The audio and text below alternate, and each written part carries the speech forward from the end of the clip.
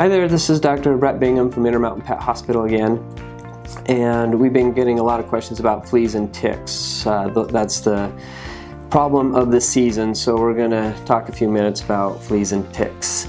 So we'll start first to talk about fleas just for a few minutes, and then we're going to focus most of our discussion about ticks. So fleas are not a huge problem in Idaho. It's not living down south, like down in Alabama or Louisiana. But we still see fleas. I see at least one case a month of fleas, so they're here. Another thing that I want to comment about fleas, a lot of people think that they're a seasonal thing, but they're not. Fleas are year-round. We see those years-round. Oftentimes they're even worse in the winter because that's when animals will kind of hibernate. They'll get in their den, and especially in the wild, they just kind of find a place to hide, and that's where those fleas will live and reproduce. So we see a lot of fleas actually more in the winter than the summer, but it's really a year-round issue. So what are the problem with fleas? We're going to go through a little slideshow here and walk you through it. So the first thing, if a pet, dog or cat has fleas, the number one concern we have is anemia. They suck the blood out of the animal and can cause anemia, and I've seen that in numerous cases. The biggest issue is they cause flea bite dermatitis, so the skin can become really, really itchy. And it's just excruciating. If you've ever been bitten by a mosquito, you know what that itch feels like. Well, imagine that times 100 with hundreds of fleas all over your body. And those animals are really, really itchy if they've got fleas. But then they also transmit disease. They can transmit tapeworms. If a cat has fleas and it's biting at the fleas, they can actually get tapeworms from the fleas. I mean, who knew? But that's a very common cause of tapeworms in cats. It can cause feline infectious anemia, which is an infectious process, Bartonellosis, and plague, which is Yersinia pestis. You might remember a couple years ago that there was a bunch of plague in the whistle pigs and the rock chucks out in Kuna. That's because it was transmitted by fleas. So fleas transmit those diseases. Super easy to treat. We're going to talk more about treatment because it's the same treatment that we use for ticks. So at the end I'm going to talk about the treatment for ticks. That also holds true for fleas. Anything we use to control ticks is also going to control fleas. Same thing. Okay, so let's talk more about ticks. That's more timely. Ticks is definitely a seasonal issue. We see ticks mostly in Idaho in the spring and the summer, and tons of ticks. Usually a case a day. We'll have a dog come in with ticks. Just last night, my last case last night, I had a dog come in and I found a tick in its ear. So I actually shot a little video, pulled the tick off, and Nikki's going to share that video so you guys can see how to remove a tick. But ticks are much more common this time of year throughout the summertime. So ticks there's three main ticks that live in Idaho. There is the brown dog tick, and that's pretty much covers the whole United States, but Idaho sees a lot of the brown dog tick. It's called Rhipicephalus. That's the scientific name for it. The other type of tick that we see in Idaho is Dermacenter, which is the Rocky Mountain wood tick. And then the last tick we see in Idaho, but less common, is called Ixodes, or the western blackleg tick. And that one is mostly in Oregon, Washington, and California, but we do still see a little bit of an Idaho. But the real question is well, what do those ticks transmit? Because I don't really care what the species of tick is. I care mostly what it does to my pet or to me. So there's those are the three main types of ticks. It's Dermacenter, Rhipicephalus, and Ixodes. Those are the main ticks in Idaho. These are the diseases they transmit. They transmit Rocky Mountain spotted fever, Lyme disease, ehrlichiosis, babesiosis, tularemia, and anaplasmosis. So those are the main tick-borne diseases that we see in Idaho. And I will tell you, I have diagnosed every single one of those in the state of Idaho. So I have seen every single one of those in the state of Idaho. The one that I see the most is probably Rocky Mountain spotted fever. Lyme disease is right behind it. A lot of the tick-borne diseases we see in Idaho are actually acquired from other states because we don't have a lot of tick-borne diseases in Idaho. We're actually, if you got to pick a place to live, Idaho's pretty awesome because we really don't have a lot of tick-borne diseases, and we don't have a lot of fungal infections that they have in other states. Idaho's pretty awesome. Gotta love living in Idaho. But we still see tick-borne diseases. There is a little diagram that shows, this is from the CDC, from people, and you have to zoom in and it's hard to read, but basically you can see is Idaho does not have very many tick-borne diseases. The two that you'll see on there that Idaho does have is Rocky Mountain spotted fever and Lyme disease. We do diagnose both of those in Idaho, but to tell you the truth, I've diagnosed every one of them in Idaho. I just don't know if those animals acquired it in Idaho. They may have gotten it from another state and then brought it to Idaho. Regardless, we have tick-borne diseases, just not a lot. So what's the big deal? You know, if we don't have a lot of tick-borne diseases, why do we care about ticks?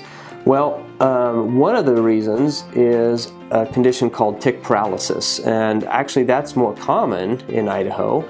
I had a case about 2 years ago. I'll tell you a little bit about this. This was a Great Pyrenees, so it was a big dog.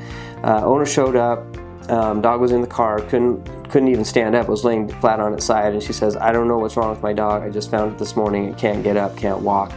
So we brought it into the building, I did an exam, and really couldn't find anything wrong with it, except it was super weak. The dog couldn't stand up, couldn't walk, but the heart sounded good, just super duper lethargic. So we continued to examine this dog, and it actually was one of the technicians, it wasn't B, but one of the technicians found a tick on the dog, and we're like, oh, maybe it's tick paralysis. So we pulled that tick off, and because it was a Great Pyrenees, it had lots of hair, so we had to shave a bunch of hair on that dog. So we shaved the whole dog and found a whole bunch of ticks, pulled them off, and within a couple hours that Great Pyrenees was standing up, wagging its tail, doing great. So without getting those ticks off, that dog probably would have died. You know, it causes complete paralysis, it can cause respiratory paralysis, so they can't breathe. And they can die of tick paralysis. So that is probably a much bigger risk in Idaho, is tick paralysis. We don't hear about it a lot, but we see it. You know, I've seen several cases of tick paralysis. That was just one that was kind of weird because it had so much hair we didn't even know it had ticks. So luckily we found a tick and was able to resolve the problem. So if a dog does get a tick on it, how long do you have before there's an issue? And it's about 48 hours. It takes about 48 hours for a tick to either transmit disease. When I say transmit disease, like Rocky Mountain spotted fever or Lyme disease, Ehrlichia, Babesia, or get tick paralysis. It takes about 48 hours, two days. So a tick has to be on a dog for about 2 days before it causes a problem. So first thing, if you get a dog that has a tick on it or a cat, then one thing you want to do is remove it. And in removing it, we're going to talk a little bit about removing it. First, make sure it's a tick. I have had so many dogs come in and the owner says, my dog has a tick and I've been pulling on it and it won't come off and it keeps bleeding. And I look at it, I'm like, well, it's not a tick. It's a sebaceous adenoma, it's a mole, it's not even a tick. So first, make sure it's got a tick. And the first thing to make sure it's a tick is make sure it has legs. Ticks belong to the arachnid family, so they have 8 legs, so you can count the legs. If it's got 8 legs, it's a tick. And there's big ticks and little ticks. Little seed ticks are tiny, and they actually only have 6 legs, but they're so hard to see anyway. But if it's a real tick, it's going to have 8 legs. If it's got legs, it's a tick. Then you can pull it off. Don't use any of those old wives' tales, no fingernail polish, no dish soap, no matches. All you're going to do is piss the tick off, and you're going to make it contract and regurgitate whatever it has for infection into the patient. So don't do any of that. Just pull it off, grasp it by the head with tweezers, forceps, gentle pressure within 5 to 10 seconds, pull it off. Then usually what I do is I wrap it in like a tissue and crush it and kill it, because you don't want to just throw it away. It'll crawl out and bite somebody else. You got to kill it. So the best way to kill it is crush it. Yeah, but don't crush it without wrapping it up on something, because it'll explode and it gets kind of nasty. So wrap it up in something.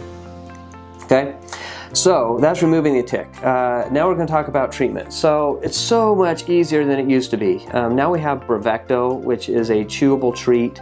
You just give it once. It lasts 120 days, 3 months, and 2 doses in Idaho is what people do. They give a dose in the spring, like in March or April, and then another dose midsummer, 3 months later, and that's it. That's all you need to do for tick control. Super easy. We really don't see, for those people that use Bravecto, we don't see any issues with ticks. The one condition that I have, if a dog has epilepsy or any seizure condition, we don't use Bravecto. There is some evidence, although it's very, very minor risk, that it can potentially exacerbate seizures in dogs. But I've never seen that happen. even with dogs that have epilepsy, get Bravecto, I've never seen it happen. So there is some report of it. It's just really, really low risk. Bravecto is the way to go. And that is a chewable treat medication that you give for dogs. In cats, it's an ointment you can put on the back of the neck. You can also use Revolution in cats, but for cats it's just better to use topical. It's just so much easier. I mean, who likes to peel a cat, right? So topical, Revolution on the back of the neck, or Bravecto on the back of the neck. Both of them will take care of ticks. Kill time is other things that you can use for tick control is topical pesticides like Frontline, Parastar, Advantix. Those are true pesticides. It's regulated by the EPA, not the FDA. They are true pesticides. They get on their skin and create a coat barrier. They work pretty well, but it's a true pesticide. You pet your dog, you eat something, you're ingesting pesticides. So I prefer not to use those. Plus it's kind of crunchy and ugly. So they are effective. Tick collars, semi-effective, but not as good as Bravecto. And there's others. There's Simparica and there's NexGard out there, but Bravecto is, in my opinion, the best. It works wonderfully and it lasts 3 months, so you don't have to worry about remembering to give it in another month. It works fantastic. So kill time, once you give Bravecto, fleas are gone or dead within 2 hours. Ticks are dying within 2 hours, and within 12 hours they're 100% gone. So that's important, because if you remember, it takes 48 hours for ticks to transmit disease or cause tick paralysis. So we want them dead within 12 hours. And as long as a dog is on Bravecto, a tick gets on there, it actually starts to bite, ingest the medication. Within a couple hours it's dead, but they're all dead within 12 hours. So they're not going to be able to transmit Lyme disease, Rocky Mountain spotted fever, or cause tick paralysis. They'll be dead before then. So that is the little spill on flea and ticks. If you have questions, shout them out. We love questions, and we'll shoot answers back to you. This case that I had last night with the doc that came in, I found a tick in its ear. Nikki will post a little video of me removing that. It's pretty simple. You just grab it, pull it off, grab it down by the base of the head and pull it off. No fancy tricks, just get it off. I guess that's it. If you have questions, let us know. Have an awesome springtime and be safe out there.